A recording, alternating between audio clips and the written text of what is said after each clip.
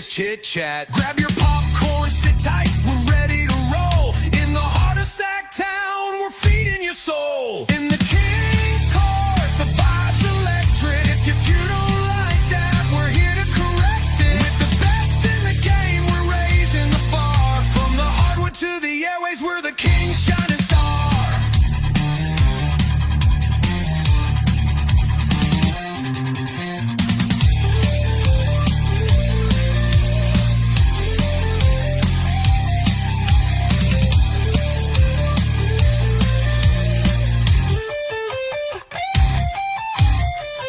With the NFL, Adams in the ring. Reynolds got the wisdom, hear the praises we sing. Court in session, it's a royal affair. With the fans all around, feel the passion in the air. In the King's Court, the vibe's electric. If you don't like that, we're here to correct it. With the best in the game, we're raising the bar. From the hardwood to the airways, we're the King's shining star. Taco. Happy Jerry Reynolds Tuesday. Every team really needs what I call a shitbird. You know what I mean? What's up, everybody? Slow days of summer are just about done.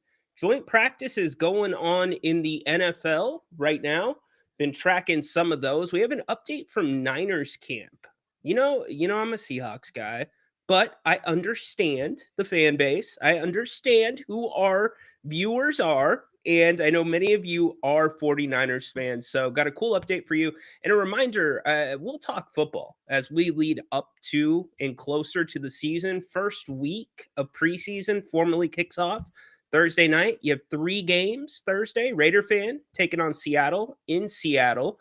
And we'll go over kind of what we think, what our predictions would be. I'm sure Grant and I will do a show together to do that. Last year I had Denver. I had Bo Nix playing really well. Grant's like, Bo Nix? You think Sean Payton's going to play him? So we'll get into it. You know, it's a big week around here on the channel. Nape's back at 7 o'clock tonight. Join him if you are available. If you're not, catch it on the replay. You can always subscribe if you haven't already, if you're watching on YouTube. Also, thank you if you are watching on the X platform. All your comments come through to the same spot.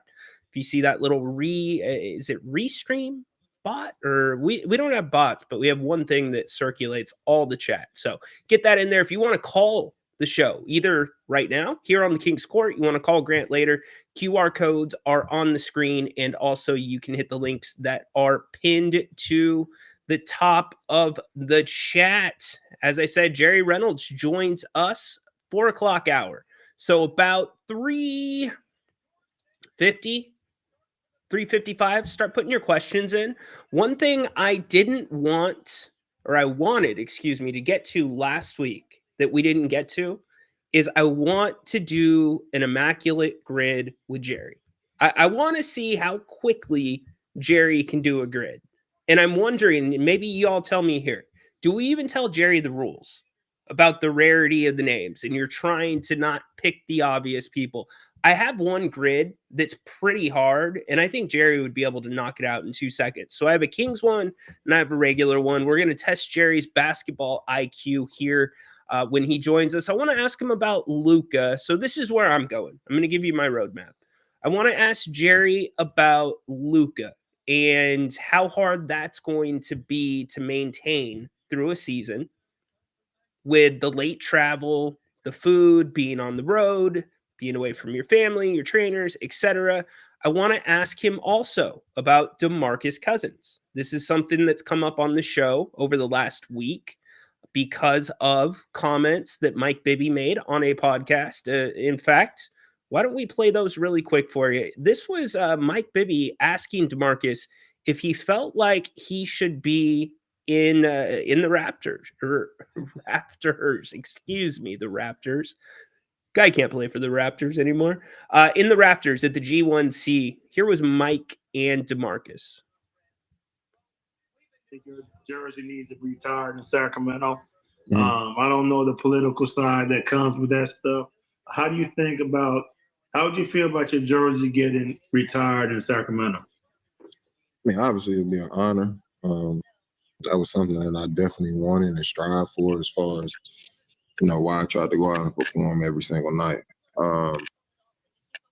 Accolade-wise, I feel like, I did all the right things, while I was in that jersey under the organization. So, as far as all-stars, as far as, all NBA selections, numbers, gold medals.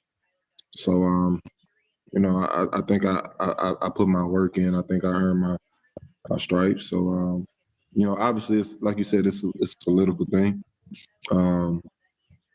But as far as the work being done, I think I did what needed to be done to, join the others in the raffles. For sure. You never know, man. Scott Perry. They go on to debate it a little bit more amongst the panel. The closest comp I was able to to come up with was Mitch Richmond. His qualifications much better. Took the Kings to the playoffs one year. Even the All-Star appearances, it's different. So I want to get Jerry's take on that. We can ask him about the quote-unquote political side of things. As far as I can tell, and we're going to get to the comments here in just a few minutes, this is done. The Kuminga to the Kings thing, unless something dramatically changes. I told you yesterday I was hearing that it's pretty much off. They're keeping him.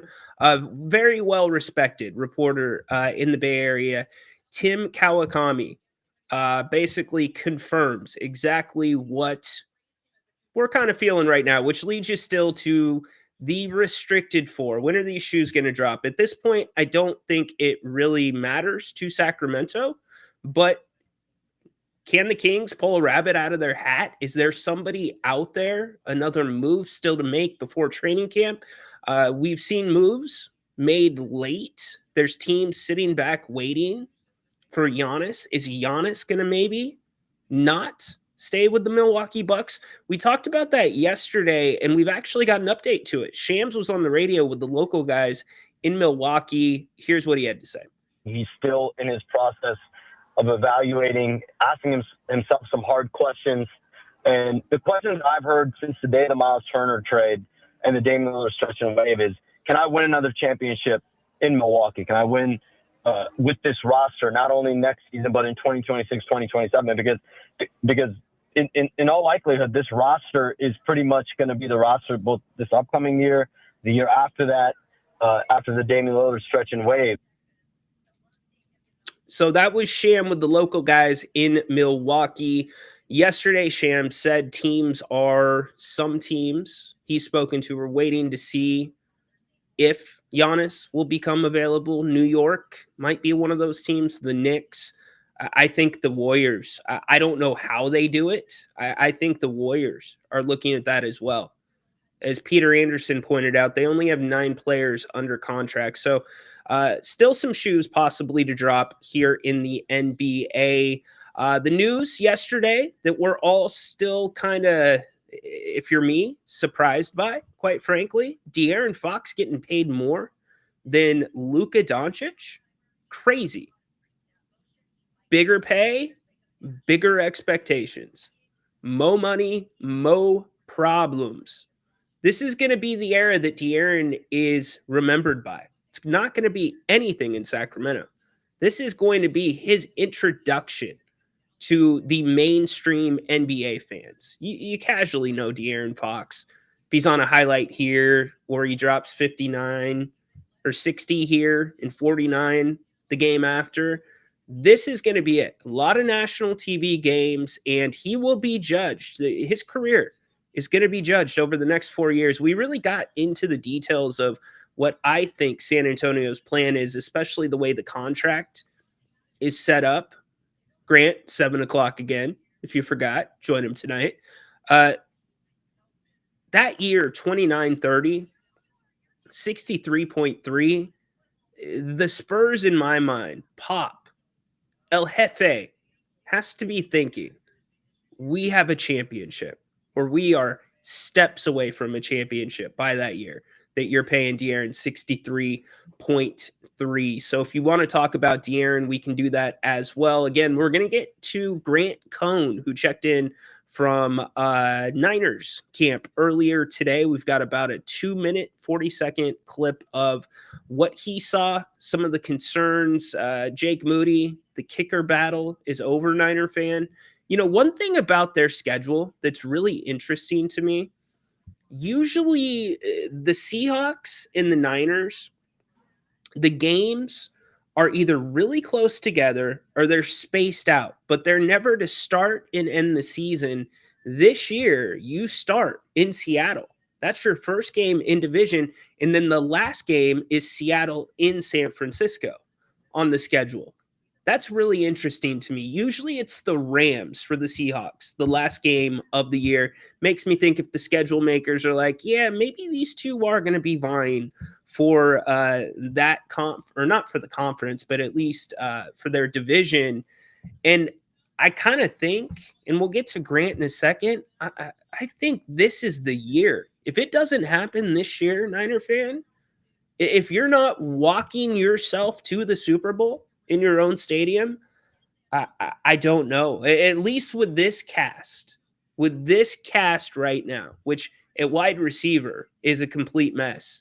And something that Grant says today really has me thinking, like, what is Kyle and the Niners thinking with some of these things in practice? So I know you will all have spirited debates about that. We talked yesterday also about some of these big sports packages where you can get exclusive benefits, seating, housing, yada, yada, yada. The Masters, which is usually very exclusive, is now going to be offering different packages. Cool. I get it. There's one part that I think they need to relook at. So if we have time before Jerry, I will get to that as well. But most importantly, let's get all to you. Jerry's going to be here today at 4 o'clock. So about 4:50, get your questions in. We'll get those to Jerry and get his answers. John Rhino is Grant. Thanks for being here, by the way, John Galt. John Galt, are you from Galt? Rhino, is Grant coming back to announce Kings games next year? I don't know. This is Grant's announcement. I've supported it. I have, or at least I have advertised it. So I'm going to be sitting on the edge of my seat waiting to hear what it is, right, with all of you. If you're not aware, 5 o'clock tomorrow is when Grant's going to make his announcement. He put out a video today on social media this morning. Go check that out. He's in a pretty cool place. Not going to lie. I'd trade places with him right now if I could, if that was available. Justin, it's such great booking. I'm sorry. I love it. The Tribal Thief, the Shula Falas. Like, come on. How good is that? It's so good. I love it. I mean, where is it going to go? Bronson Reed versus Roman. Do I want to see that? Not really, but who knows? You know, Flores, I did not see the jerseys yet. I did not see them. It's been the least of my concerns. As long as Roy Al isn't on any of those jerseys, we're good. Haunted Horse checking in. Where is Jerry? Jerry. You know, it's really ironic that Haunted Horse is checking in. One, he's a Niners fan, which kind of opens the window for this guy to call if he wants to call. But two, I was looking through, as you know, I've been organizing my sound library and I'm putting things into sections, and he has his own section that's also mixed with Jim Rome drops. And I'm looking at this section. We could legitimately have maybe a Haunted Horse roulette day where we spin the wheel and it's cut 6 and we're playing cut 6. Now, don't hold me responsible for what he says because he said it. I'm just simply playing it. He has his own show. He can say what he wants, but it's fair game. So maybe we'll explore that, Horse. Haunted Horse roulette. I mean, what would that look like? How big is your man? I mean, Horse, there's a lot there, dude. I mean, if everybody wants to do it, I would entertain it. That's a fantasy football punishment write an essay based off of haunted horses drops or have to listen to them for 24 hours straight. There you go. What's up, Matthew? What's going on, dude? Watching Cody versus Cena, finally getting the time. Good. We'll talk afterwards. It was classic. It was incredible psychology. Incredible psychology. You guys can keep, and gals, your guesses going about what the announcement is going to be. You guys can have that chat amongst yourselves in the chat. They are, for sure. Grant co-hosted, filled in for Jim Rome so many times over 20 years. So really cool stuff. Yeah, Jim's good dude. Been good to this show as well, and me. So it's been good to Haunted Horse too, kind of, sometimes, maybe. But as I said, football getting ready to kick off preseason wise. The preseason games are really more, and this goes without saying, for the guys that are on the fringe of making the team. These joint practices, those are where your starters are getting their reps. Now, I know some teams will send their starters out, maybe because the year before they didn't and they got off to a slow start, whatever it may be, for a few snaps. But most of the notable star players are getting their reps in joint practices before the preseason games. So that leads me to the 49ers. Grant Cohn, who, if you don't know him, go follow him on X. He is at Niners camp on a daily basis. He's commonly on with Damon Bruce and Larry Krueger. Really knows his Niners stuff. He gave us an update from camp today with the 49ers, and I was a little bit, and maybe you'll pick out the same thing that concerned me, but I was a little bit worried about one of the things he was talking about. Here's Grant Cohn. 49ers just finished day 11 of training camp. Nick Bosa not out there. I guess he's injured. Kyle Juszczyk as well. Yesterday, Kyle Shanahan said that both of them will be back today at practice, but they're not. So I guess Kyle Shanahan was wrong or not 100% truthful. Funny.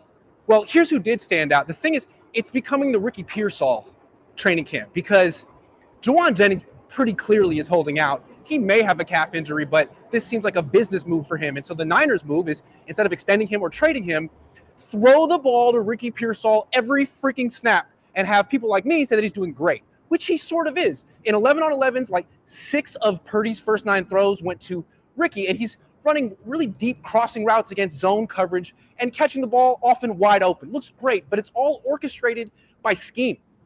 In one-on-ones, it was a different story. He went up against Upton Stout twice in one-on-ones in the red zone and lost both times.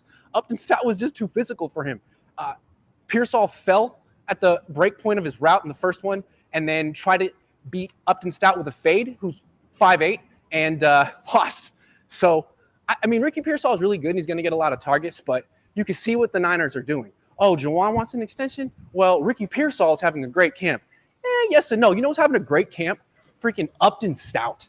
Upton Stout, the only guy who can beat him in one-on-ones is Russell Gage, who's also having a great camp. Respect to Russell Gage, but Upton Stout, not only did he whoop Ricky Pearsall twice in one-on-ones, he made the best play of camp, at least of the day. It was a deep throw from Brock Purdy to Christian McCaffrey, who's running a deep wheel route, and he beat Fred Warner. Out of nowhere comes Upton Stout and knocks the pass away. He was covering someone else, came off his man, and made this incredible breakup to save an interception at the last minute. It's a great play from Upton Stout. Hey, how you doing? Has to go through security. Oh, okay. So that was the play of the day for Upton Stout. Brock Purdy had a good day, but also threw an interception directly to safety Richie Grant. It wasn't one of those plays where Brock Purdy's trying to do too much. It was one of those plays where he missed a throw, really. I mean, I didn't think it was a bad read. He just threw the ball behind his intended receiver, and Richie Grant picked it off. So not the best day for Purdy, not the best day for Christian McCaffrey. They kept trying to throw him the ball deep, and they never connected with that one time. He just doesn't look quite as explosive as he used to. And I just want to say, no one cares, but Mac Jones was 14 of 15, and I think he's a terrific quarterback. Just terrific.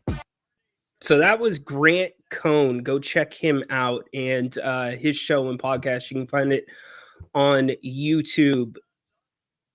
The Christian McCaffrey not being as explosive thing, that's not what surprised me.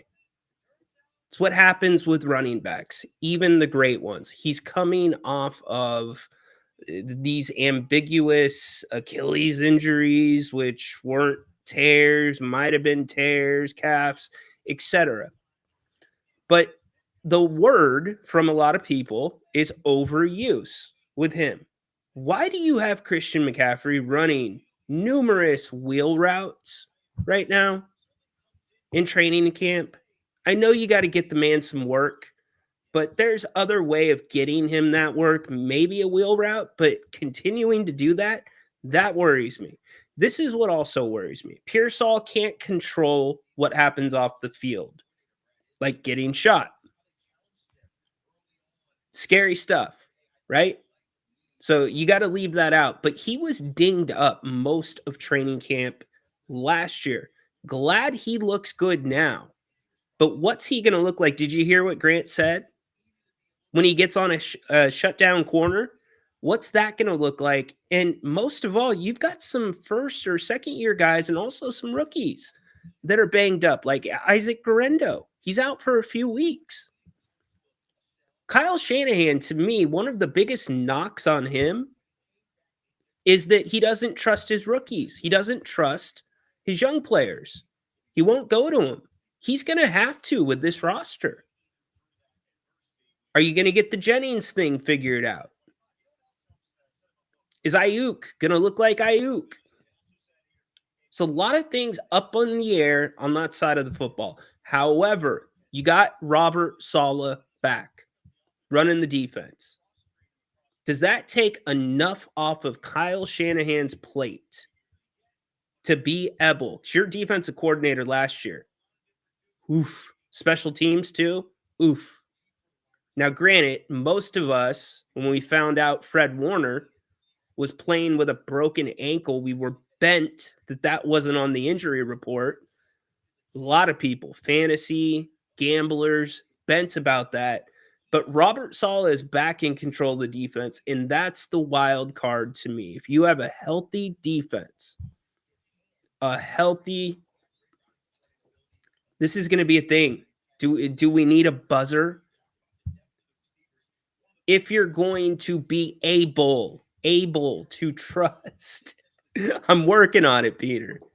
Thank you for checking me, though. Appreciate it. Will you be able to trust? See, that was like the middle between Ebel and Abel. I got to work that out. I'll work that out in due time. But can you trust the young guys? So where you at, Niners fan? Let me know. Let me know. Let's get to all of you. Remember, Jerry Reynolds coming up here at the top of the hour. About 35 minutes from now, Jerry will be joining us. Dom Dog. What's up, dude? Jerry Reynolds. Sorry, it's not Jerry Jones. Wish it could be Jerry Jones. Not really. Paul, you think he'll be better than Jacobs? Okay, we're talking about Genty. I want to get there as well. The question that came in from John Galt was, do you think the Raiders will be any good? I think really Ashton Genty, who many of you have been talking about in the chat, I think he's a huge key to that, because when you ask Geno Smith to do too much, that's where you get the bad Geno Smith. When he can play, he's a classic game manager, and he's an incredible story. To be written off the way he was in New York, have so many issues, just not, it looked like he was going to be a bust. And then he revives his career in Seattle with Pete Carroll. I think if you have that effective running game, you got a chance. You got Crosby, who is a top 5 defensive player in the league. Now, you do have the Kansas City Chiefs in your division. The Chargers little bit of a coin flip. Is this going to be that year they take the big step? Is Justin Herbert going to be able to stay healthy? Who knows? We'll see. I think the Raiders have a chance of, if you asked me, and I don't know what their over under is, I got to think it's somewhere at like 7.5 for win total. Is it 7.5? It feels like it should be around 7.5 or 8. Maybe, no, not 8. It can't be any higher than 7.5. Peter, would you mind looking that up? I think it's 7.5. I would take over right now on the Raiders. I would. I like the energy in the building. It's going to be unlike anything you've had the last few years. It's a much different atmosphere than a John Gruden, than who you had last year. It really is, having Pete Carroll in that building. It's just a different energy that's important to players who have been with the Raiders that haven't necessarily been around that energy. So I would take the Raiders, but Ashton Genty is I think he's gonna be so special. I really do. Not only with his talents, but he gets it upstairs. I cover Boise very closely because my brother went to Boise, so it's either for football, we're watching Boise State or Notre Dame. For basketball, San Diego State, and sometimes Boise. But he to write a letter to every team in the NFL saying why it should be the number one pick in the draft, why you should draft me. I love that. I love that. So Peter, I ask and he delivers. The Raiders' likely number of wins in 2025 is projected to be around 6.5 to 7.5. Some betting sites have the over/under at 7.5. Dang, I was right on. I would go over. I would, because you know why? The Raiders are always good for at least one victory, it feels like, or a very close game against the Chiefs. I think the Raiders, I think they will be over 7.5. Give me the over. I'm going over, John Galt. Hopefully that excites you. I'm going over. Yeah, I would let Liam versus Haunted Horse versus AI. Yeah, if I could get Liam on the horn right now, the problem is, well, he's out of school. Today's an early day. Oh, no, it's not an early day out. But they're headed to dinner in Folsom. So, yeah, I can't do it. Can't call him on the hotline. Gino is the Raiders. He's in Las Vegas. Yeah. The problem is the Raiders have not been able to put on a winning team in that building. You just haven't had it. And if you list the buildings that are really destination games for other teams' fan bases, certainly SoFi, anytime the Chargers play, many times when the Rams play, but the Raiders are right up there. What's Raider fan gonna look like if this team's good? Are you gonna take that building back? Because that building is a more intimate venue for pro football. It's a little bit smaller. It's one of those places where there's not really a bad seat. And it could have, even though you don't have the seating that Arrowhead has or Washington has, the dynamics in that building, the sound, if you were able to take that thing back over, I mean, we would be talking about it much more as a legit home field advantage if it was a winning team, versus a stadium that looks like a Roomba out in the middle of the desert. But yeah, Gino, and it's kind of Seattle East right now. Seattle Southeast. Is that what it would be? A number of guys followed Pete Carroll there. Oh my gosh. This is just going to get so able. Yes, Mahomes has Crosby nightmares. I think we all would. Interesting that he wanted to continue being a Raider. I thought that was pretty cool. The other thing that's pretty cool that I've not mentioned yet, but it does go in line with football, As sports slow down right now and contract for 3-4 weeks, and we're at the tail end of that right now, since preseason's going to begin on Thursday officially. There's some really good football shows that have rolled out. If you don't know, Quarterback came out probably about a month ago now, if not more. That has always been a very well done show. But just today, actually, today you had the SEC series drop on Netflix where they're following football in that conference. I can't wait to watch it. If you watch the trailer for it, I got pumped up watching that because to me, completely different products, but there is something that is so much sexier about college football. Even though, yes, they are now paid athletes, we don't know whether to call them student athletes or athletes that go to school. I get that's all up in the air, but the fan bases, the way that towns shut down, just the atmosphere is so much different than an NFL game. So I'm excited to see that. Go check it out if you have Netflix. And then who can forget Hard Knocks? Hard Knocks starts up tonight. Hard Knocks. Dude, everybody's asking me. I'm sitting back and watching like all of you. I've been promoting it. Yes, I'm on this channel. Grant's business is Grant's business. So I am excited. Again, 5 o'clock tomorrow. If you are able to make it, Grant will be making his announcement, but he will be back tonight, 7 o'clock. Before that, want to talk some football? Want to talk some Kings? Again, the update with the Kings, no different than what I said yesterday, what I was hearing, that really the Lakers, or excuse me, the Warriors have decided that they're going to hang on to Kuminga and try to get a deal done there. So Grant, 7 o'clock tonight. Jerry Reynolds coming up here in about 25 minutes. 3:55. Start putting your questions in for Jerry. Spread the word. Retweet the show. Please give us a like. Let everybody know that they can hop into the conversation with the one and only Jerry Reynolds. We are always looking for this when Jerry comes on. Whew.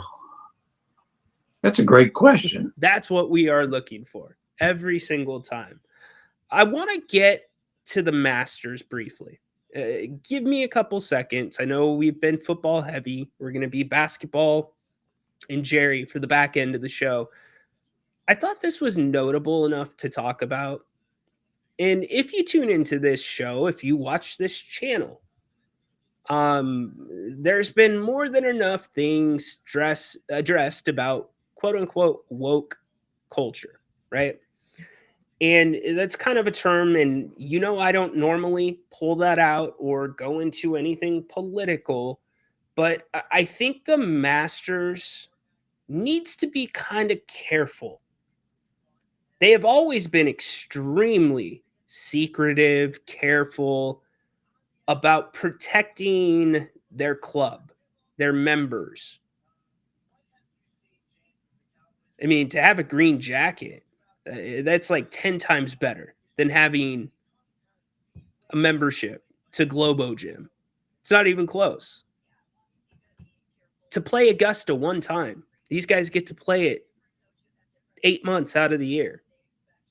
Pretty cool stuff. I mean, it's the elites of the elites, right?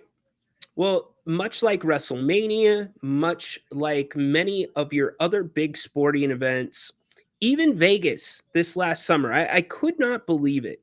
I talked about it on the show. It cost over $70. It was on the lower end of $70 to get into a summer league game. That was just to get in to a summer league game. Horse, you are so lucky, dude, that we're not going to get to the ex-NFLer who was convicted of dog fighting again. You're so lucky we're not getting to that. I can't tell you how lucky you are that we are not getting to that. You can thank Bacon for that one. By the way, Shadur Sanders will start the preseason opener. If you did not know that, for the Browns. Cue all the hype. Browns trying to get as much eyeballs as they can on them right now. I've never heard of a 5th-round pick that's been this hyped. But getting back to the Masters and Summer League in Vegas, they had something called the Courtside Club for the Summer League games where you would pay $1,600. What it came with was access to the courtside deck, which was basically an expanded suite that offered premium food and beverages. It gave you the opportunity to go down near the floor if you wanted to sit closer.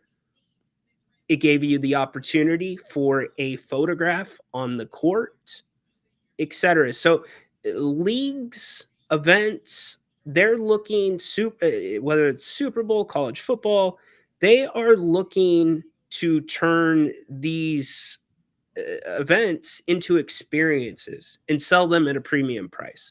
On Location is one of the places that has been really, I don't want to say notorious, but they've been kind of the bigger name in and around sporting events running these things. So the Masters, who still sell, they still sell, by the way, sandwiches for dirt cheap, beers dirt cheap.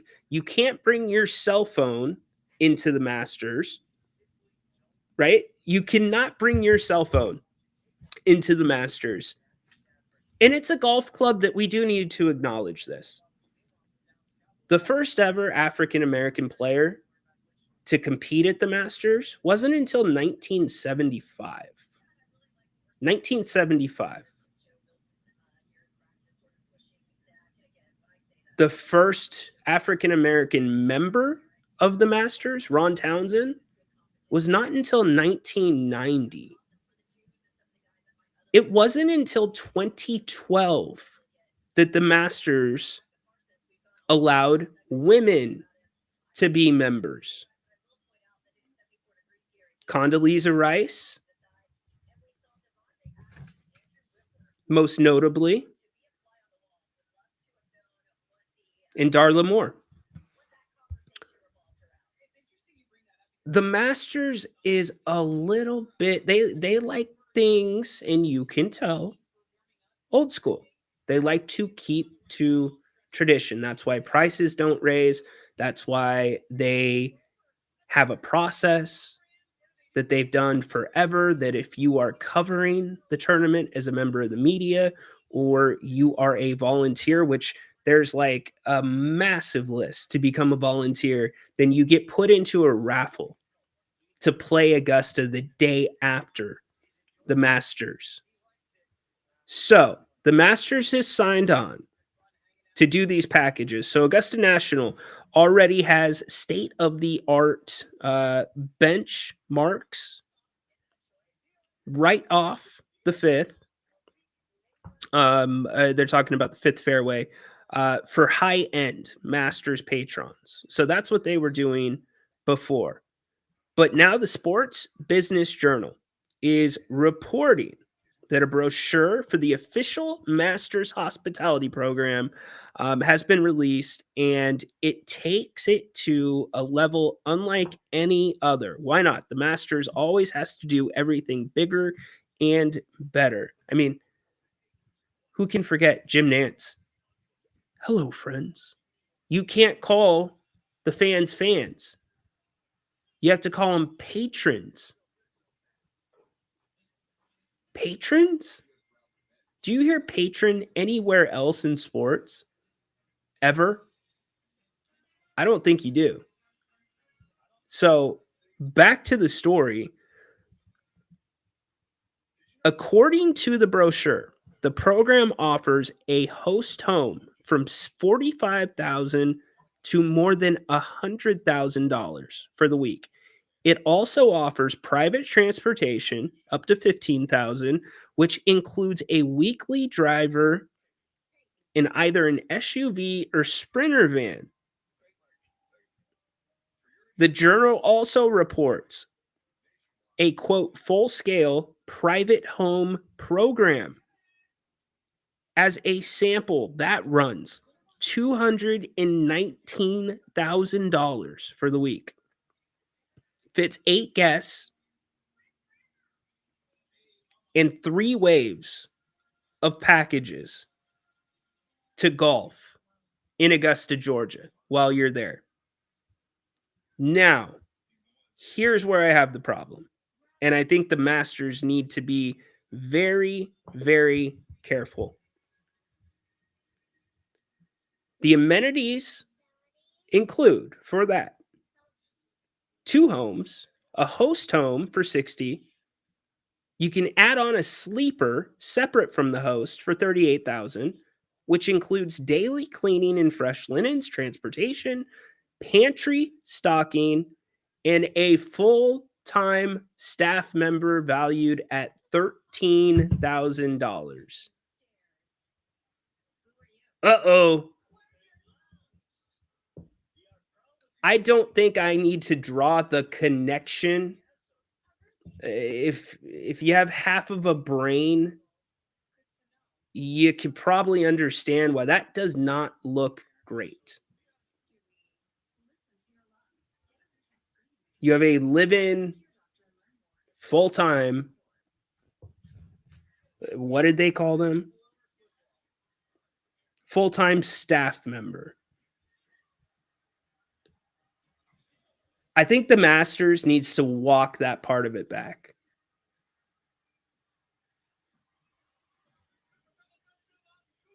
I have no problem with these packages.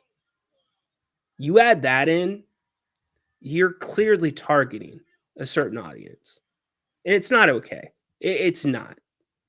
In that part of the country, with, let's be fair, the Masters is, I don't know, 40, 50 years behind normal times and conforming to what is the economy. What's acceptable? Not having women members, not having their first black member till 1990. And you're going to have a full-time staff member that's valued up to $13,000 as part of a package to be in the home at your beck and call. What's there to do for the staff member? You have people coming in and stocking the pantry. You have cleaners coming in every single day. Fresh linens. What's left for that full-time staff member at your house to do? Think you got to rethink that, Masters. You could have a staff member on call, like a concierge service. You could have a chef. You can't have a full-time staff member at the house if you're offering all those other services on top of that. That's just a bad look to me. And I love the Masters, the tournament, the nostalgia of it, the elusiveness of the course. But that is, they're so calculated too, Augusta. Augusta is very, very calculated. The littlest of details you can't get by Augusta. Go watch some documentaries on the features of the course. They bring in professionals, course pros from around the country to maintain the course for those 4 days. When a golfer is not, or that hole is not being used, people are working on it. So they control every detail. You can't have a full-time staff member at the house. You can't, you know what they're, you can see the conflict there, especially in that part of the country. So I just, that caught me the wrong way. If you think I'm way off, let me know. Justin says all of their services.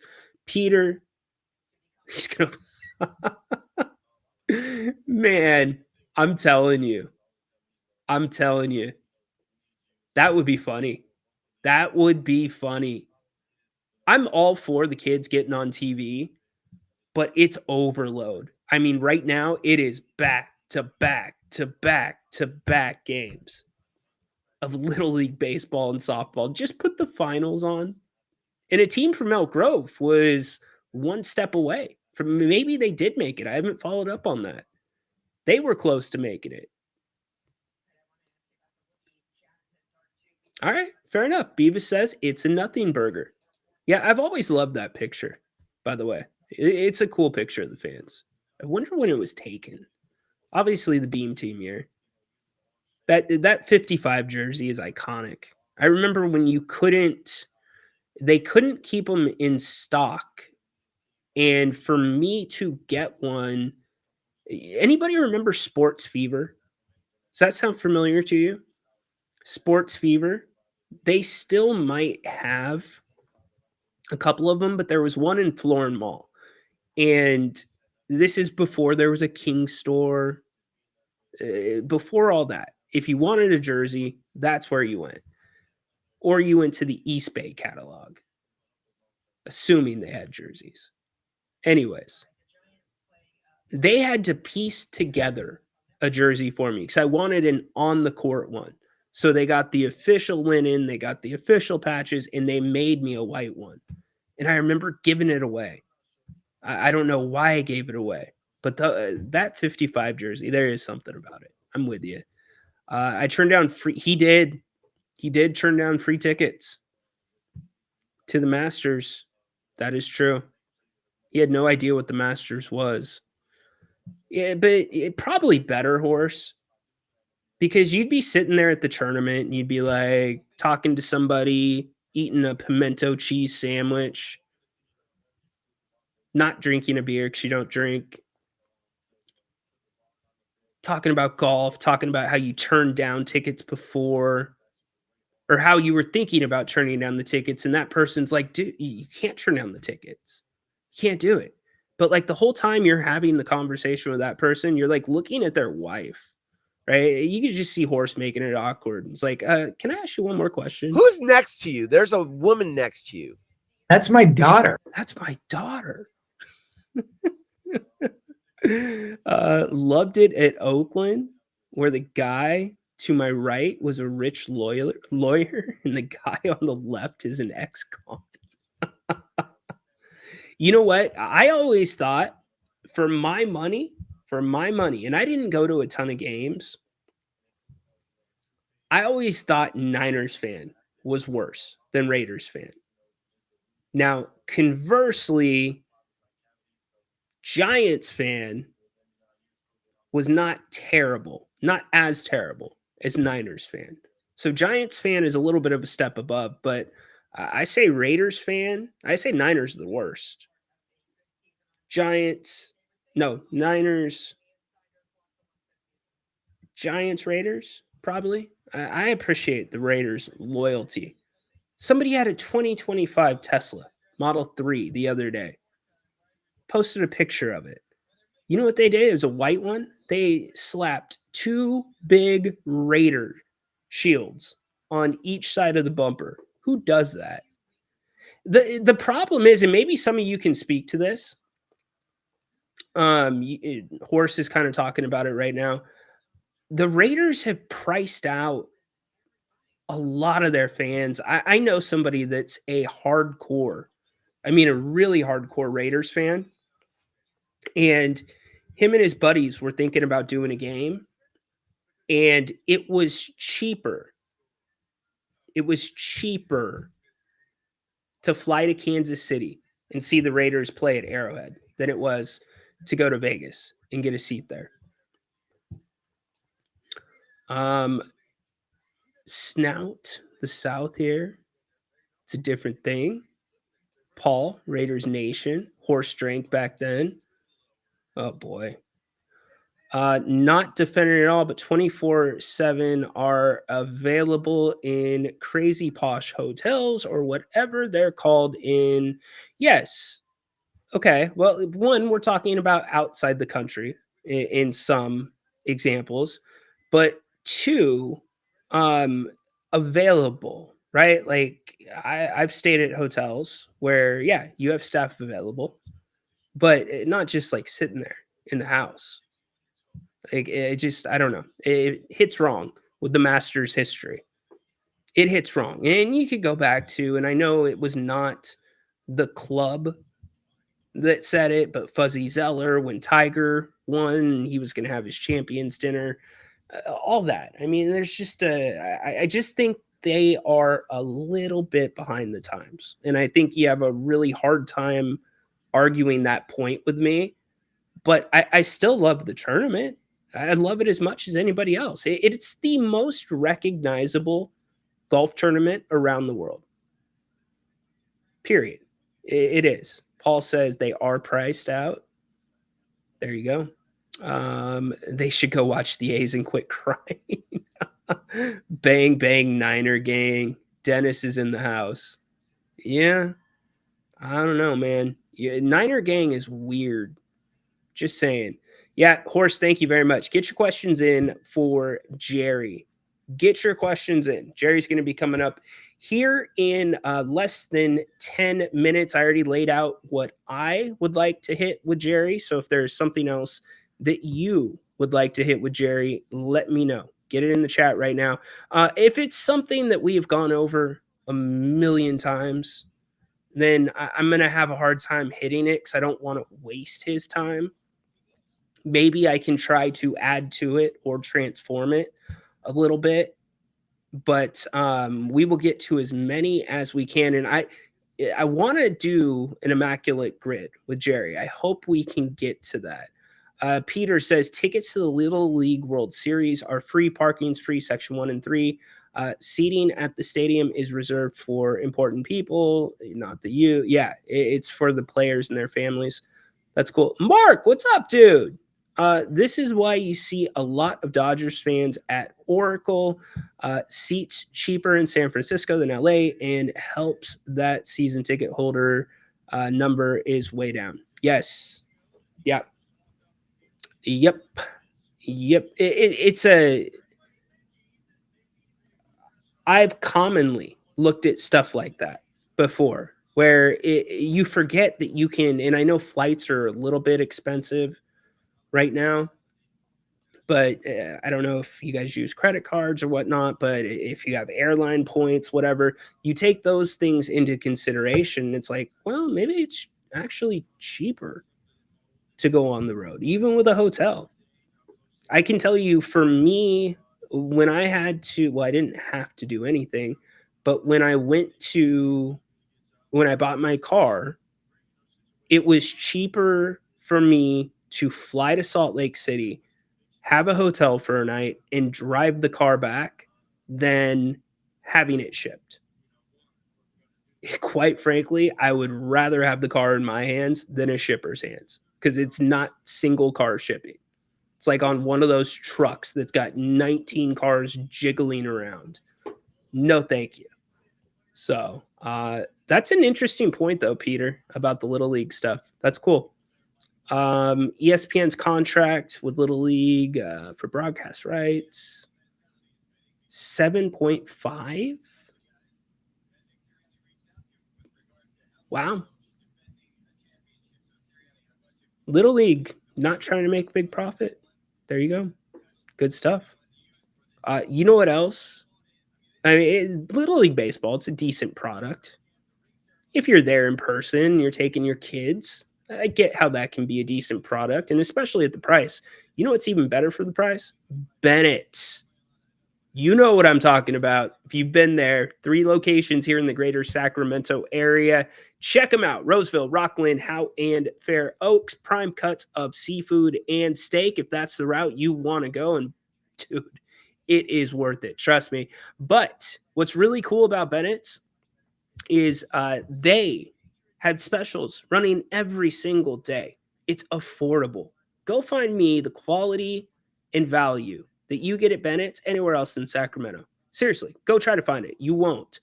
Not only that, staff is amazing. Brian, Margot, the entire team, they love what they do. And that's what's so cool. Brian just rolled out a Taste of Summer menu which is 2 entrees for $30 based off of some of the ingredients right now during the summer that have inspired him. One of my favorites, brunch on the weekend, all 3 locations, $45.99, 2 entrees and a bottle of champagne. I'm telling you, start a football season when it's always an argument between you and the significant other. That is the middle ground.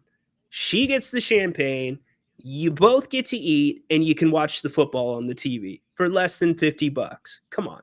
Actually, all locations have prime rib on the weekend as well, and then happy hour every day of the week, 2 to 6 o'clock.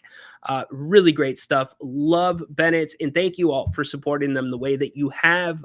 Let them know when you go in that you heard about them here on the show, and also let us know when you go in so we can share that experience with Brian. We commonly pass that stuff along to Brian and Margot. And by the way, some of you I heard have chatted up Brian, and sometimes your checks decrease. That's kind of cool. Check them out. Bennett'sRestaurants.com. Make reservations. You can look at all the menus, especially that Taste of Summer menu. You can buy gift cards. PK, if you're still around, go check them out. Bennett'sRestaurants.com. Huge thanks again to them for sponsoring today's episode of the King's Court. Mr. Jerry Reynolds, the one and only, getting ready to join us here in just a few minutes. I'm sure questions are pouring in about Jerry. I'm going to ask him about the Fox deal as well. We will do that for sure. So looking forward to having Jerry. You got Grant again, 7 o'clock tonight. We'll be here in advance of his big announcement that he's going to be making tomorrow at 5 o'clock. That's locked in. The show is already scheduled. So make sure you set aside a few minutes to join Grant tonight at 7 if you are able to, and definitely tomorrow, 5 o'clock as well. So questions for Jerry, put them in the chat. He will be here any minute. We have talked some football. First preseason week kicking off, first formal preseason week kicking off here on Thursday. You've got games through Sunday. Vegas, the Raiders play the Seahawks on Thursday in Seattle.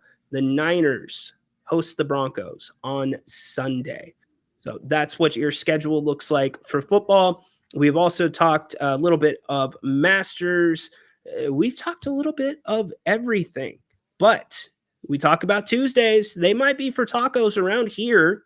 They are for Jerry Reynolds Tuesdays. He always makes time for us to come in and talk about the Kings, talk about basketball, and have a little fun, a few laughs while we do it. So let's get to it. Jerry Reynolds Tuesday begins now. It's Jerry Reynolds Tuesday, let the good times roll. King's legend in the house, he's got the game on a scroll. With endless coaching wisdom and stories to share. When he talks shit, birds, and Kings basketball, you better be there. Jerry Reynolds Tuesday's the place to be. Basketball magic, it's a sight to see. Chicken and dumplings on his plate. With a side of laughter, it's a perfect fate. Hey, Mr. Reynolds, how you doing today, buddy? Doing pretty good. You know, it's kind of interesting, this kind of dead time of basketball. You know, obviously August is just nothing's happening. So it's just all rumor mill, you know. And so rumors and speculation and conspiracy theories, that's about it for now. Yeah, Jerry, do you think that based off of the moves that have been made up until now and the signings that we're going to see anything big before training camp starts across the NBA? I really don't. You know, I think that, you hope that certainly if you're the King, something might still work out or, but I mean, so most teams now are pretty well set. And, you know, they like their drafts. You know, they think they've improved their teams. And, you know, right now, you know, it's one of those things you go into September and then the training camp and everybody thinks they're going to be much improved, which we know in reality isn't the case because some teams will be improved and some teams will be worse. Just don't know which ones yet.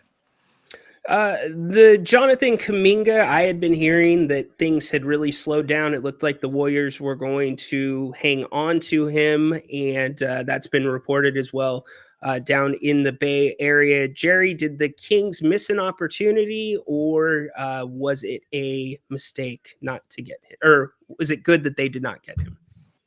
Well, I mean, I think to me, he's a guy I would have liked to have seen on the roster but at a certain price. In other words, for me, if you could get him, quite honestly, for a DeRozan and maybe a couple of seconds or whatever, I don't know, but cap wise, it would have made sense. Young talent, bigger, more athletic guy, probably not as good a player as DeMar, but I think it would set you up, going forward because you're younger and bigger. But short of that, I didn't like the idea of, whether it's Malik Monk or Keon Ellis or protected first and things like that. I wasn't really thrilled about any of that. And because really, if you're Kuminga and his agent, you really just, in my mind, you should just take the $8 million qualifying offer and then be a free agent. Amen. Amen. Either get traded, show out for that team. If you end up having a market because somebody gets hurt or a team is not living up to expectations, or sit on the bench for a year. Well, yeah, and there's a good possibility. I mean, for those of us that have followed Jimmy Butler's career, there's no reason to believe that Jimmy's going to be healthy all year. I mean, I really think it's a case where it really could backfire on the Warriors, because now all of a sudden, you may, whether Jimmy gets hurt or not, you'd probably, it'd be a case where he could maybe step in there and really play well, and then the Warriors would really be screwed. And I probably like him a little more than a lot of the fans, and I know on the King's Herald a lot of fans comments and all. I mean, I don't know that he's handled it well, or his agent. I would say that, but the way I kind of look at it a little bit is that a lot of the negative stuff has really been generated by the Warriors themselves. And so you always kind of got to couch that a little bit. I mean, they may have their reasons for, doing that. I mean, is he unhappy about not playing more? Well, sure. You'd want him to be unhappy. There's no such thing as an NBA player happy about not playing. Yeah. And especially for a player of his talent that has proven, given extended minutes, he's been pretty productive. So, there's a lot of, I think, a little shadiness on the part of the Warriors on that, to be honest with you. You make a really good point, 'cause it's not like somebody from the end of the bench took his minutes. It was Jimmy Butler that came to town that took his minutes. One of the top 15 players in the league took his minutes. Well, yeah, duh. The Kings don't have Jimmy Butler. So Jimmy Butler couldn't take his minutes if he's on the Kings. So, but I think, I think it's at the end of it, it's a chance for him, and it would be a chance for the Kings to get a player that they certainly liked in the draft he came out in. I'm pretty sure of that. And would it work perfectly? No way of knowing. Could he make them better? I'd say there's a very good chance he could make them better. Is he the end all? Of course not. But at least if you can give up a guard to get a bigger wing with this roster and this team, I think that's what you got to do. It would have been interesting to see how the starting lineup would have worked. They promised him allegedly a starting position, but we'll move on. What was Jerry Reynolds' reaction when he saw De'Aaron Fox is now making more money than Luka Doncic? Well, I'm happy for Foxy. I mean, he's an excellent player. I mean, he would have been available for more money here in Sacramento. So there's that. It's kind of like Luka in Dallas. I mean, he made, his deal is a lot less than it would have been in Dallas.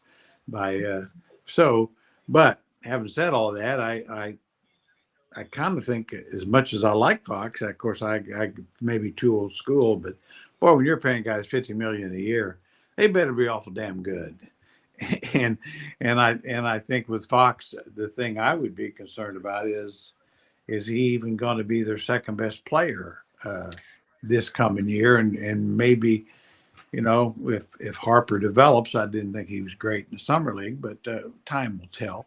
That certainly with Castle, I think there's an excellent chance Castle will be their second best player in it, if not this year, pretty quickly. Yeah. And so you're paying a lot of money for a third guy.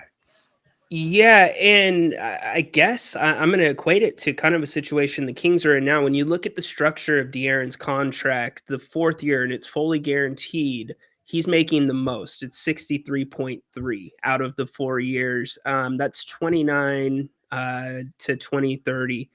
And I'm wondering if that's the timeline the Spurs have circled to have a championship, be right on the edge of a championship. But if they're not, Jerry, and that's not the timeline, could this turn into a Zach LaVine type of deal when you look at the contract? Well, it's always possible. I don't think so. I think with Fox, whether he's one of the top 5 point guards in the league, he's certainly in the top 10. And so that's a very difficult position to get, as Kings fans knows. It's not as near as hard to lose them, but it's hard to get them. Yeah. Yeah, I mean, I would say this. I think short of injuries and things of that nature, I think Fox would always have some trade value. I still wouldn't be totally surprised if he weren't involved in a Giannis Antetokounmpo trade at some point. I just think that bears watching, because if Antetokounmpo ever demands being traded, they've got to get a star back, and really the Spurs are a team that could give up that star. Quite honestly, they could give up Fox and Sochan and not miss either, probably because Harper may not be quite ready, but if you had Antetokounmpo and Wemby, how valuable is a point guard? Yeah, it's a great point. And I think we can both agree here. The Spurs are looking for the beam team year version of De'Aaron Fox. They are not looking for the 46 win version of De'Aaron Fox. Yeah, I mean, there's pressure on he and Wemby, as far as I'm concerned. Of course, there'll be pressure on the coach too, because they're going to be expected to make the playoffs, and this is Wemby's third year, and so if you're going to be an all-time great, you got to take a team somewhere. I was going to say that's one thing about Luka. I think in his second year, he took him to the Western Finals. Mm-hmm. And then, so, and LeBron, all the greats have always made their teams significantly better, pretty darn quick, and always made them better record-wise by quite a bit. And so I really do think the pressure's on Wemby, and then, of course, now Fox, because, you pay a lot of money and you a lot of expectations. You better get wins, and I think they will. I think they're going to be very good, but they better be. They better be indeed. And it's kind of a reintroduction to the national stage if you are De'Aaron Fox, because when you play in Sacramento, you play very few games on that stage, and that Spurs team is going to be heavily featured. Luka, a name that you just mentioned, he's gotten himself into really good shape. Jerry, do you have any concerns about his ability to maintain that shape once you get into the strain of a long season? Well, I do. I think it's always difficult. The one case that always struck me, and some fans would remember this, but Kevin Love, when he came in the league, was really thick and heavy. Mm-hmm. He was good. He was very good. But then he lost a lot of weight and, had about 7 or 8 years of elite, top 10 caliber play. And he's kept the weight off and all that. And so, yeah, I mean, we just don't know. I think the other thing you worry about a little, or I would, is that part of Luka's game was really just overpowering guys. Now, he's lost weight, and I think it'll help him in the long run, but there may be parts of his game that he'll have to maybe realize he can't go in there and just waller around and knock guys backwards as easy as he could. But all in all, it's bodes well for him and the Lakers. I mean, I do think it's like a lot of things. If he's playing well and happy and all that, then it's probably a little easier to stay in shape, So, God, I mean, I'm certainly not wishing too much good on the Lakers, but I do if a guy's going to work his butt off and a great player potential like that, you'd like to see him be able to maintain that level of conditioning.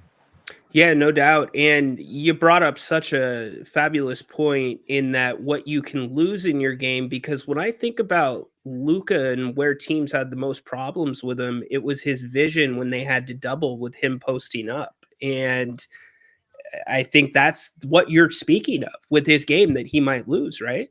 Yeah, I mean, I think I think he's going to gain a lot. I think he's going to be able to break down guys off the dribble easier, get out in the open court easier.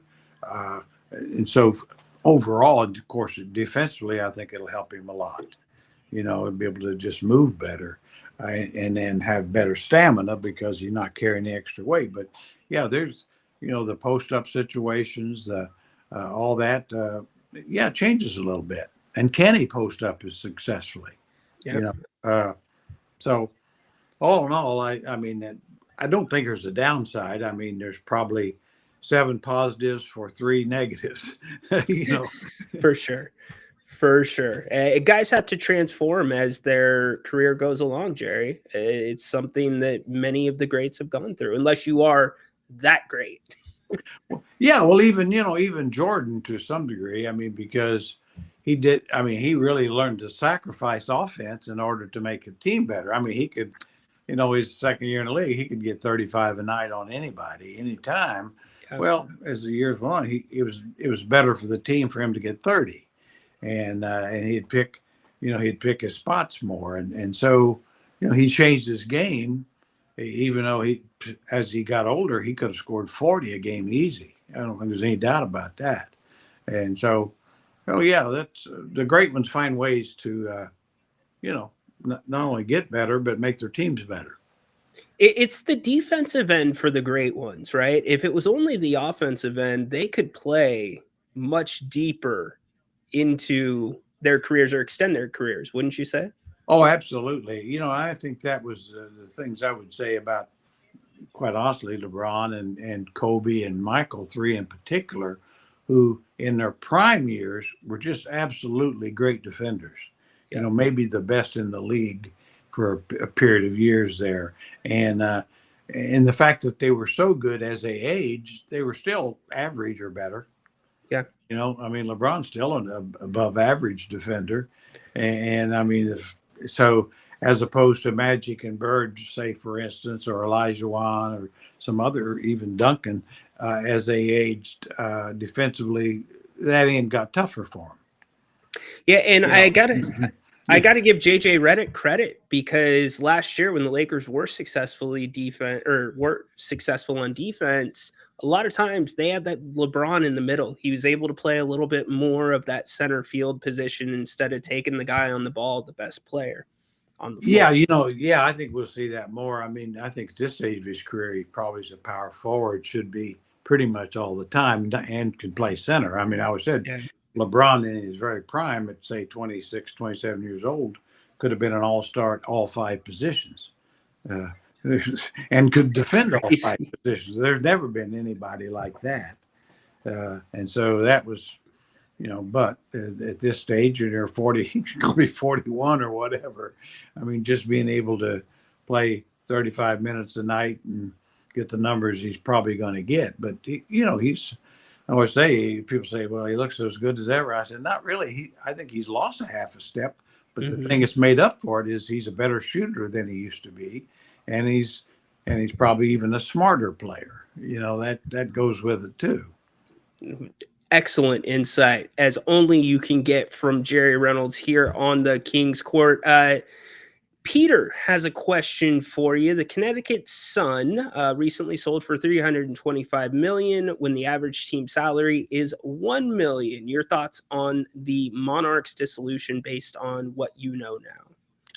Well, it's too bad, because if the Sacramento had kept the Monarchs, it was a franchise that really at that time, franchises you could buy probably about all but 2 or 3 teams for $500,000. Yeah. I mean, they just simply weren't in demand, and some were just given away at that time. So, it has been a great business thing to hold on to it for a while. But then that same thing applies to the NBA. The Kings were bought for $10 million plus, assuming $3 million in debts for $13 million. And now the franchise is probably worth over $2 billion, if not quite a bit more. So, it's a good sign for the WNBA. I just hope they're, if they lock out or whatever. I mean, the players, I'd like to see the players make more money. I think they will, because it'd be the first time, with franchise values escalating dramatically and getting an actual TV deal based on the WNBA and not based on the NBA giving them then games type thing, or demanding that part of the NBA deal required you have to put the WNBA on, which is the way it really was. Sometimes people forget that. So I think it looks like to me they're on their way to being financially relevant, which that's the key. Is that I was watching a thing the other day, and the guy was talking about how unfair it was. The players only got 9 or 10% of the revenues, right, as opposed to the players get 50%. But the difference is, but 9% of actually a business that's losing money is very different than 50% of a business that's making money.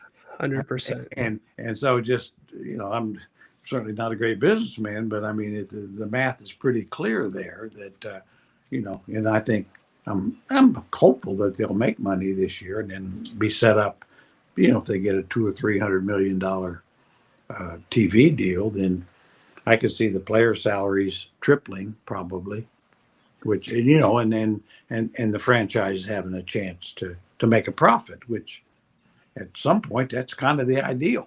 Well, I mean, we've talked at length about how they have been funded. It's always been a loss. It's not like you start a league overnight and it's always going to be a success. But if you put yourself back in that seat when you were working for the Monarchs, did you see the league pulling the plug on the WNBA before the Maloofs would pull the plug on the Monarchs?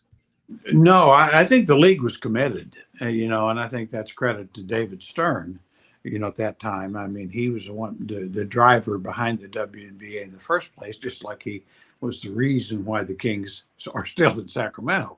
Yeah. I mean, he is 90% of the reason. Yeah. And he's 90% of the reason they had a WNBA and was funded and set up by the NBA. So, but having said that, but to your point, I mean, the NBA, it was, I mean, they were 15, 20 years into it before they really drew significant crowds. I always say, sadly, I'm so old, I remember the reason NBA was formed was a bunch of hockey owners wanted something in their building. That's right. That's the truth. They, with Boston, New York, and so in Philly, they had arenas that they had a lot of open dates. So let's start the NBA, and of course now the NBA is way bigger than hockey. But I always say so. Now it's also true that it's been 30 years for the WNBA, so they need to start carrying their own water. Sure. There's no reason. Just like it took the NBA a while, and there were absorbed losses. But honestly, since they didn't really have anybody helping them per se, the league probably would have folded in the first 20 years if they hadn't have at least controlled costs and been able to make a profit in most cases. Bingo. Spot on. Ian, I think we kind of covered it. Thanks for the question. Anything else you'd like to add on about Luka's lost muscle or weight than what we talked about before, Jerry? No, I have to say I'm proud of him. uh, honestly, I enjoy Luca. I really enjoyed Luca playing. Not near as much since he's a Laker, but I just love watching him play. I know a lot of fans would, you can always point to what he doesn't do, but the guy's a marvelous talent, Yeah. just elite. So that was something that was holding him back from being better, his conditioning and his body.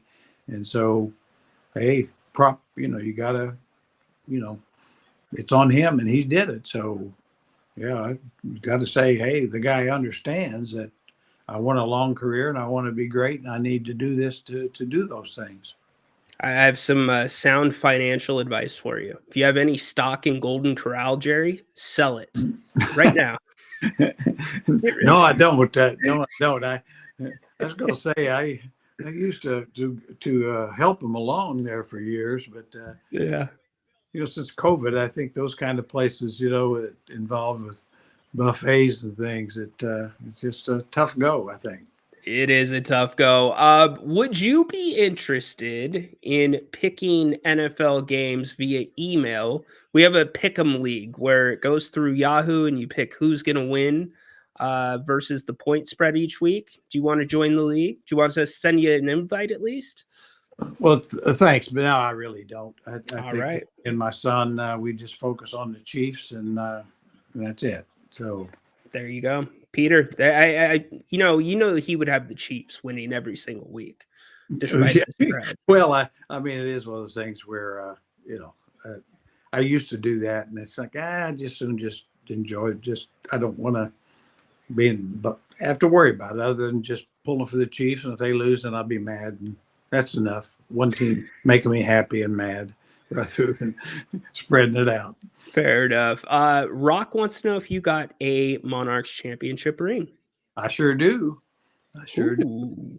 Beautiful. And the Moose really were great about that because, I mean, considering the, like say the financial part of it, of course, at that time, that year, they still had some money.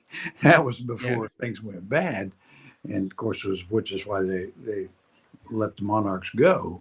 But yeah, a beautiful ring. I don't wear it, but I've got it put away. I'm lucky enough to have some other rings that I like to wear that have significance, and so there's that.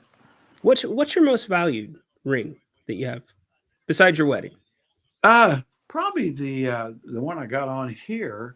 It really it's not as maybe would be viewed as important, but I know it's very expensive. I was very surprised at West Georgia University Hall of Fame ring when I was a coach down there, and so I've always just kind of worn that with the Monarchs or the Indiana Hall of Fame or there are a couple others. I just I've got them. Probably my son and daughter sell them one of these days. I don't think they're going to do that, Jerry. So they can do what they want. But anyway, yeah, it was very nice. They did a nice job on that. I really want to commend the Maloofs. Like I say, they were good owners when they had money, and all the problems came when they didn't. Yeah, I heard they used to treat the ushers exactly the same as they treated the people down below the building that were working the team, working with the players, etc. Yeah, and I mean, I know Grant and I, the first couple of years, they had their tailor come and, make special tailored suits for us. And, I still have them because I mean, they were just great. I mean, it's the kind of thing that I would never get on my own, a tailored suit. But yeah, it was really, I think they were, they were little strange guys, I'll say, kind of mama's boys to a fault. But, I think Mrs. Maloof really controlled them to their own detriment, probably. But Interesting. But they treated me very well. Always did. I have, went out of their way to do things for me they wouldn't have had to do, and for his retirement things, etc. So, I just hated to see them going broke and then really lying to the fans and all the other stuff because if you look back on it, their years were by far the best years in Sacramento Kings history, and all the best years were under their watch, even though Jim Thomas really put things in place his last year. But I mean, they're the ones that paid the money for Bibby and Weber and Divac and those guys to keep it for the team. And people wanted to come to Sacramento. Not only was it sure fun to did. play basketball here, but they owned the Palms. It was the place. It was, really, as I say, it's hard to imagine now, but as you know, and 20 some years ago, Sacramento Kings was the destination. Yeah. It was a destination and must watch TV. The Kings were on TV 20 times a year. And that's the way I think sometimes as fans, we forget that if you're good enough, it's the old thing. If you build it, they will come. If you really like Oklahoma City, well, who saw that coming? Well, now, I mean, they've been good, but that's a terribly small market, much less than the Kings or Sacramento. And now they're must-watch NBA action. Same way with Indiana, or maybe not as much now with Halle out. But, Jerry, but anyway. We're old enough to remember when the Kings played well at 12:30 in the afternoon. Yes. They used to get so many. Well, of those it was nice to, for Chris, know that you're going to be on not just NBA TV a couple times, NT or, they simply wanted you on TV because you put on a great. This team was fun to watch and put on a great show, and it was a serious contender. And so, I just, like we all hope, we thought a few years ago with the Beam team that was heading the same direction, but not so. Yeah, about that. Speaking of headed a different direction, let's see where Tristan takes us. Jerry, if you could announce a sport other than basketball, what would it be and why? Competitive cornhole, curling, Olympic speed walking, Grant already stole hockey. Well, it wouldn't be any of those, Tristan. I mean, I was just hopeful you would ask me a question. That's one of the highlights of the week for me. But you come up with pretty good ones. But no, I think my second favorite sport, and I said before, is golf to watch. And I don't play, but I grew up playing and caddying.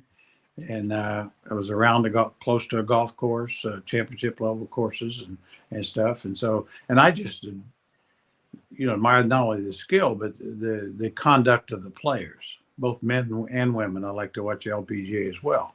And, but how, it's a clear case where, they don't get to blame coaches and fans or anybody else. It's on them. I like that. I mean, tennis I used to watch a lot more tennis than I do now. I mean, it's a marvelous game, but I think the time, Sampras and McEnroe and Jimmy Connors, I was in with Americans being, the kind of the best players in the world. Oh, yeah. And Agassi. That I guess I'm a little nationalist in that direction, but since then it just hasn't quite rung a bell for me. Fair enough. And you caddying, did you ever have somebody that was just a jerk right off the bat, hole one? Yeah, as a kid, I remember I was caddying double and had two guys, and one would hook and one would slice, and it's like, finally I just started going down the middle of the fairway and say, you guys come get your damn clubs. and a guy, he was a big old fat guy, and he was, I was 16 years old. I said, if you don't do a better job at caddying, we're going to get you fired. And had a little bit of a temper then, as I had, but I told him, I said, you big fat butt, I'll put a 2-iron up your ass if you do. And he kind of backed off. He said, "Well, and he gave me a good tip." So Yeah, and he thanked you for the I tip don't that promote you gave violence, him. but that time I think, but he was wrong. I mean, he should have been a little more understanding. Oh my gosh. See, this is why the summer can be good and bad. This is why you tune in. We get to have conversations like this. Were you expecting that? Good job, Tristan. Great story.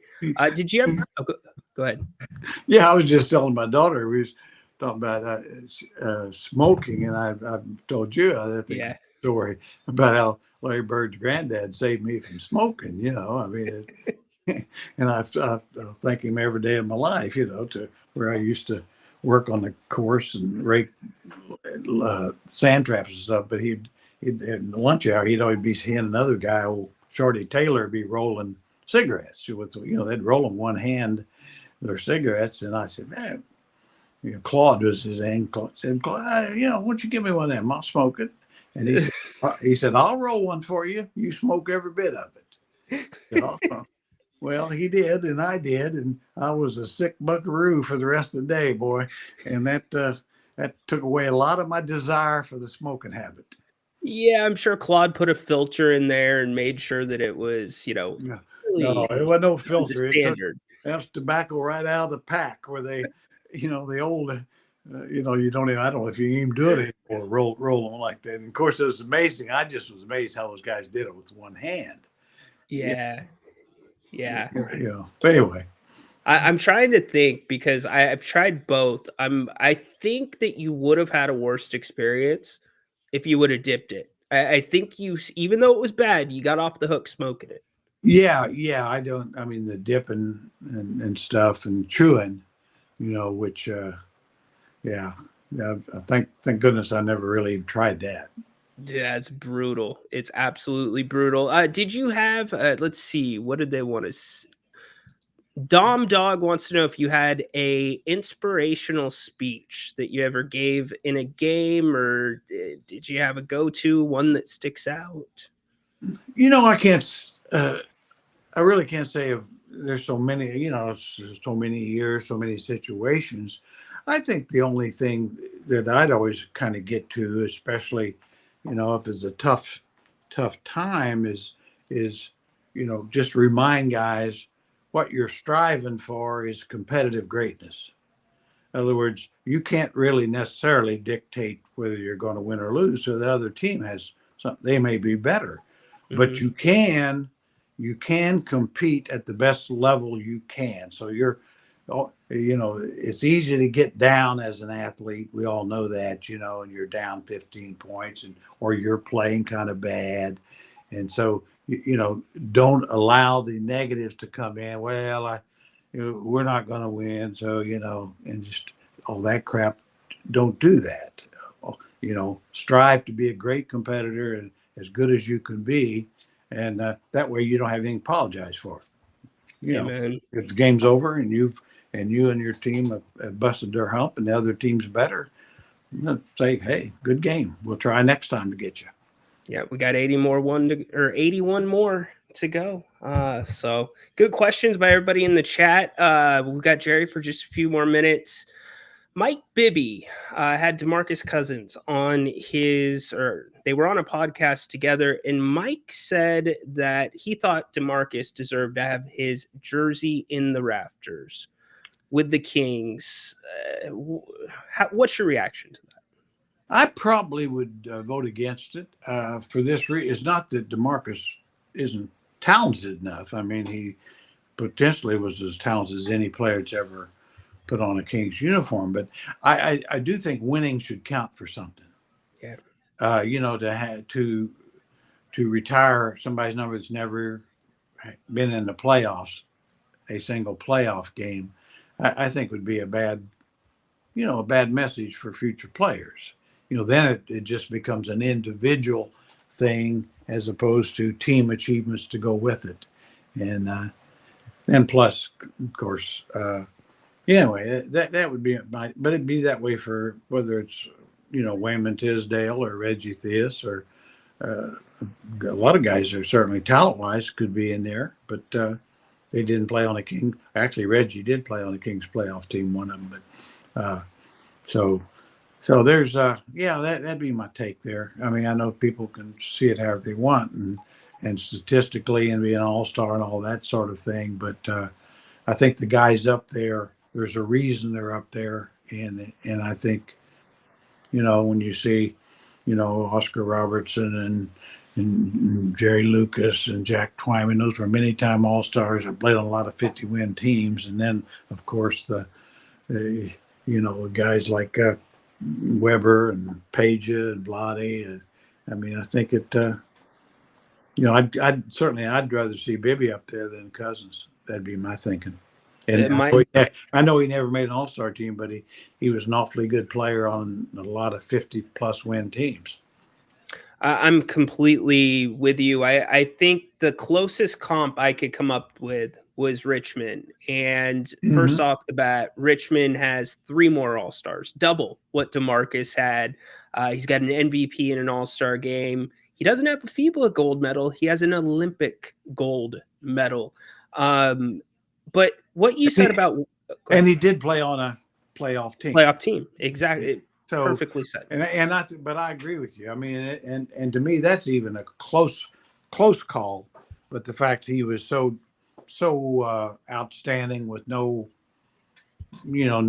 undercurrents or any of that sort of thing, highly respected by officials and teammates and coaches everywhere. I think, and had he not made the playoffs, I'm not sure if I would agree. And I'm the guy that nominated him for the NBA Hall of Fame. So wow. I thought he deserved that, but I thought taking the Kings to a first playoff was significant. That first playoff in 10 years, not the first playoff. It was huge, and winning goes for something, but I will follow up. I think as a fan, I'm going to take myself out of the microphone seat and put myself in the fan seat. The guys who are hanging up there that I've seen play in my lifetime, there's an experience to watching them play. Watching Mitch Richmond play and grind against Jordan and just bring away or find a way to make that team still play entertaining or even though they were losing. I think about all those things and how well he was respected as well around the league. I look at Weber. I think about some of the greatest memories from that time period. I think about how I felt when he went down with that knee injury in Dallas. When I think about Divac, I think about just the glue, the father of that team, Peja, the sharpshooter. They all carried themselves with a certain type of professionalism on the court. And I think that goes a lot. Speaking as a fan, that's what you want representing. And quite frankly, DeMarcus might have the numbers, but the experiences, like, what am I going to tell my son? Oh yeah, Jerry, he had a amazing putback dunk the night the Kings opened up at home after they were staying in Sacramento, and then he took a charge, but if my son now in this internet era goes to look up DeMarcus Cousins, what are you going to see? You're going to see the bad stuff, the conduct, fighting in Puerto Rico before you see the good basketball stuff. I think he shot himself in the foot, Jared. Oh, I think he did too. It's a shame. I mean, like I say, he's a Hall of Fame talent, period. Not Kings, but he probably every bit as talented as Weber, but he's not nearly the player Weber was when it really counted. And to those guys we mentioned before, those were great teammates. Those were guys that, boy, the rest of the teammates really flocked to, enjoyed being around, pulled for, and I don't think you could say that about DeMarcus, certainly not to the same degree. 100% with you. Have you ever heard of something called the Immaculate Grid? Are you familiar with it? Immaculate Grid. Okay. So we're going to play a quick game. I want to see how quickly you can answer these basketball questions. And there's a king in there. So I'm going to ask you, I'm going to put it up behind us. I'll do all the talking. All you have to do is answer. But what the grid does is it's a grid. So where we've got the Knicks and the Warriors, you got to name a player that played for the Knicks and the Warriors. Knicks and the Warriors. Okay. Latrell Sprewell. All right, let's put Sprewell in. Peter Anderson, I hope you're timing this. Latrell Sprewell. Boom. 8%. How about a player that played for the Knicks and the Mavericks? Derek Harper. All right. Hopefully I'm spelling. I don't know how his name is spelled. Derek Harper.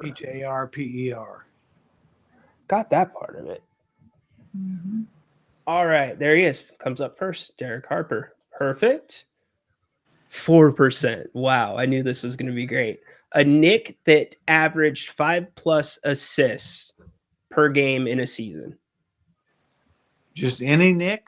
Any Nick that averaged 5+ assists per game for a season. Okay. Well, I'd have to say Walt Frazier. Okay. We will put in Walt Frazier. 10%. All right. How about a player that has played for the Warriors and the Wizards? There's a Sacramento one there. Poole. Okay. Jordan Poole. Oh, I messed up there. That's all right. There we go. Jordan Poole. All right. How about a Maverick and a Wizard? Okay, Maverick and a Wizard. Daniel Gafford.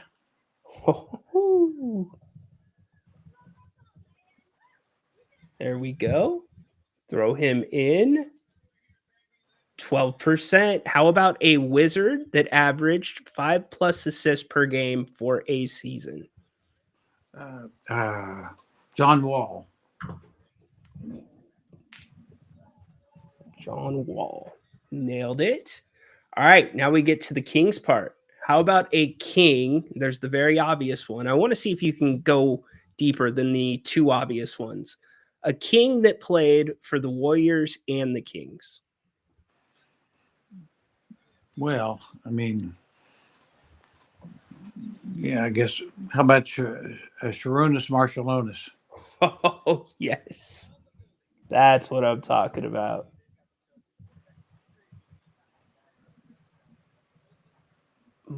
Now you're going to put me on the spot. How to spell Marshalonis? I have no idea. Here we go. I guess you could put Billy Owens in there too if you wanted to. Billy Owens. All right. We'll put Billy Owens in. That's so much easier. But I will give you the extra credit because I bet Rooney would have been a much lower percentage. Yeah, I would think so. Yeah. Billy Owens is 1%. You would have been like in the fractions of a percent. How about a King and a Maverick? King? Let's see. Bill Winnington. Oh, Elk Grove's own. Oh, wait. No, Bill Cartwright is Elk Grove's own. Yeah, he's from Long Island. All right. Bill went Jerry.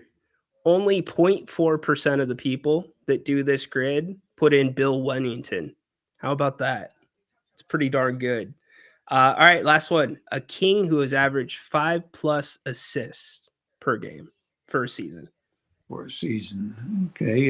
Tyreek Evans. That's going to be a good one. Everybody thinks about the scoring. There it is. Let's see where Jerry scores. 137 rarity score. Let's see what Tyreek was at. Tyreek was at 3%, Jerry. That's pretty darn good. When we do this, we've started doing some of these on Wednesdays as a group on the show during the summer, and we had 3 that were blank, and some of them were Miss King. So well done on the grid. Thanks. Well, there's a few brain cells still working. I was always wondering how quick could Jerry do that. I bet he could just knock that out. That's like us doing a crossword puzzle, us commoners. Well, I can't. I mean, I'm happy I did as well as I did, but there was a time when I could have done a lot better. I can tell you that. But Boom, boom, boom, boom. Well, I think you're doing pretty darn well, my friend. Any plans for the weekend? You're going to be watching some preseason football? not really. As much as I like football, boy, I can't wait for college to start because there'll be some real games. Yeah. You know, there are going to be some really nice matchups out of the box. So I'll be watching college football and preseason, and it's I can't do it. Fair enough. Hey, well, Netflix just came out. They dropped today a special it's a series about following the SEC football teams through Yeah, watching that. There was a documentary on ESPN followed the history of the SEC. I watched over the weekend. It had about 80 episodes. I thought it was great. So hopefully this will be even better. But actually on ESPN, to credit to some of your followers, Netflix has got one on Raw. It's about Yes. WWE, and I've enjoyed the heck out of it. Really? Yeah, it goes into the backgrounds, and you get to know the athletes and some of the stuff they go through. Obviously, that was just the interesting thing of how they go into the control room to kind of know exactly what they're supposed to do or how it's going to play out. But obviously it's very, very contrived. But they're amazing athletes. I mean, my gosh, 100%. I mean, and they do suffer injuries over periods of time. So yeah, I really enjoyed it. I was going to say, I was telling my son, and he was telling me how good it was. I said, yeah, I enjoyed the one they had on the quarterbacks, but the first and the second one. But I said, this was way better. Enjoyed that more. Yeah, we debated, like the people that are wrestling fans, we debated here about whether or not like you wanted to see that much, but to your point, it's incredible. I mean, you think you know how it works and you hear stories, but to see some of that blew me away, and it actually made me think of you. I'm like, obviously you'd be good at commentary in wrestling, but I think it would have been great to have you as a referee because you would be trying to make the wrestlers laugh all the time in the ring, which they're trying not to do. Well, I tell you, that was interesting too, that the refs were wired in with the control room. So they kind of knew what, when to do what and everything, but yeah, it's, yeah, I can see why, it's very exciting, very exciting. I was just so enthused to learn how some of the women, made their own uniforms and outfits. I mean, it's just Yeah. Wow, they obviously very extravagant and all that, and so yeah, I'd recommend to anybody, whether you're a big WWE fan or not. I think there's a really, really fun to watch. You might have just opened Pandora's box when some of the King's Quarters hear you talk about WWE Unreal. What was your grade out the door on Billy Matt or Happy Gilmore too? I was a little disappointed, to be honest with you. I thought the first I didn't like my son and I watched it, and he liked it better than I did. But I didn't like the deal with Max, the other tour starting. I didn't see any reason for that. Yeah. I mean, to me, it'd been a great story. Happy Gilmore's coming back, and they should have probably made it. He's 58. He's coming back, play on the senior tour, which is what it would have been, and just followed that, and his how he would have been successful and made a lot of money and this, that, and the other. But it had a little bit of the Talladega Nights kind of thing in there, to where, for those of you like Will Ferrell, where Will was, if you're not first, you're last. And then he started losing. He lost his house and his wife and within a week of being the top driver to riding a bicycle delivering pizzas. I thought that. But with Adam Sandler, it was about the same. He went from being a top PGA golfer to driving an old banged up beater and working at a grocery store. And I was like, Yeah. if you won 6 times on the PGA Tour, you're really not going to have to do that. Yeah, probably not. So it's funny that you didn't like the Max part of it because I looked at that as live golf. But Yeah. to Happy Gilmore, him getting in the car accident, being drunk, I'm like, if I'm Tiger Woods, I'm watching this and I'm like, I'm wondering if this idea came up after the 2019 Masters. Well, it very well could have. I mean, they had some good. I liked all the celebrity golfers in there, John Daly, but Xander Schauffele kept saying, "What was it? Your wife wouldn't," or something like that. I mean, he had, but had all the big names in there, and Roy McIlroy getting hit by. Maybe the funniest thing and sad was where he killed his wife with the arrow. I mean, that would take you into the doldrums, wouldn't it, a little bit? Yeah, it would probably put us out a week or two, at least. Yeah, at least, yeah. Whew. So anyway. Oh, my goodness. So anyway, I mean, I love Adam Sandler, but like I say, for me, I probably had higher expectations than I should have had. That's the risk they take when you try to follow up on a legendary movie. Yeah, I mean, sometimes they get occasionally the second one will be even better. I always said the True Grit. I love westerns, and I thought the Jeff Bridges, Hallie Steinfeld one was far better than the John Wayne original. I mean, just so much better done, better acting and everything. Well, I know this, Mrs. Reynolds, if I keep you any longer, is going to come at me like a spider monkey. So. Yeah, she'd be like those boys on Talladega Nights. That would jump on you like a spider monkey. Exactly right. Jerry, have a great rest of the week. Thank you so much. Thank you. Right. Take care. That is the one, the only Mr. Jerry Reynolds. What a conversation. Like, if you were going to put odds on Jerry, like what we were going to talk about, what we were going to hit today, and things that were on his watch list that he watched, because some of you, if you're new to this show, we have some hardcore wrestling fans here, really hardcore wrestling fans, and they will hit Jerry with a paragraph question about storylines in wrestling. I mean, it started off as, Jerry, who do you got? John Cena or Cody Rhodes? And he could recognize a name. And then it turned into, let's try to get a wrestling name that might be real or might not be real by Jerry. Like, Jerry, is this name a real wrestler or not? So to hear him saying that he was watching Unreal, how about that? Surprise of the day. What a conversation. Incredible stuff with Jerry.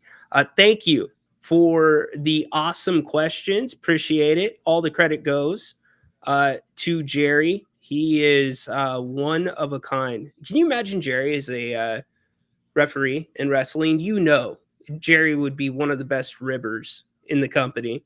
He would be making those guys die laughing. Matt got a kick out of it, definitely. Awesome stuff. Well, again, big thanks to Jerry.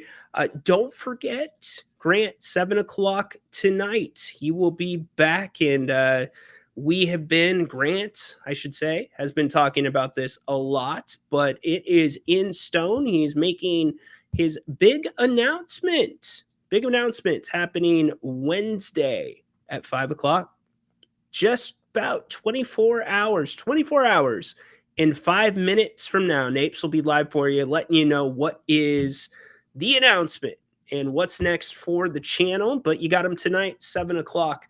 Before that, to talk anything you want, sports. You can go off the topic of sports if you want to. Grant likes talking about traveling, whatever it is. Hit him with it later tonight. Massive thank you to Jerry Reynolds for such a fun conversation. Thank you all for great questions. A really good show today. Could not have been a better show and a better segment. If you weren't able to catch it, you can watch the replay, obviously, or catch all of it.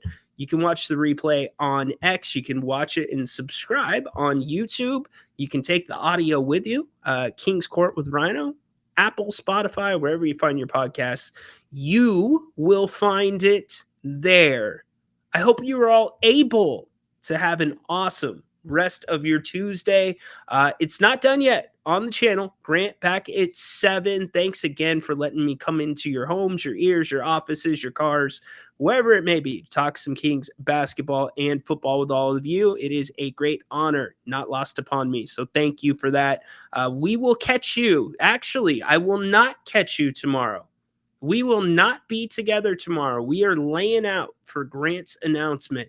So join Grant for that. He'll give you more, but no Kings Court tomorrow. Maybe we'll get some audio loaded up for you. Go Kings, light the beam. Grant, 7 o'clock.